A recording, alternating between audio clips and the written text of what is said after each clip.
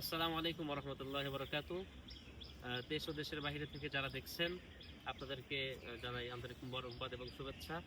সেই সঙ্গে আজকে মূল উদ্দেশ্য হলো আমার দাওয়াত।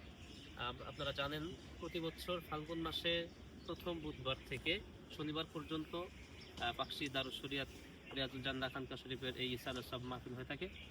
তো আজ এই বছর একটু ব্যতিক্রম। এবছর আমাদের হযরত পীর সাহেব হুজুর হাফিজাহুল্লাহ ওনার নির্দেশক্রমে বা ওনারই পরামর্শে আমাদের এই বছরের ডেট একটু চেঞ্জ হয়েছে। সেটা হলো চলতি মাস অর্থাৎ 22, 23 এবং 24শে জানুয়ারি 2026 এই দিনগুলিতে এই 3 দিন পাকশি ইসালে সব মাহফিল অনুষ্ঠিত হতে যাচ্ছে। আপনারা দেখতে পাচ্ছেন অলরেডি কাজকাম চলছে, পেছনে অনেক কাজ এগিয়েছে আলহামদুলিল্লাহ।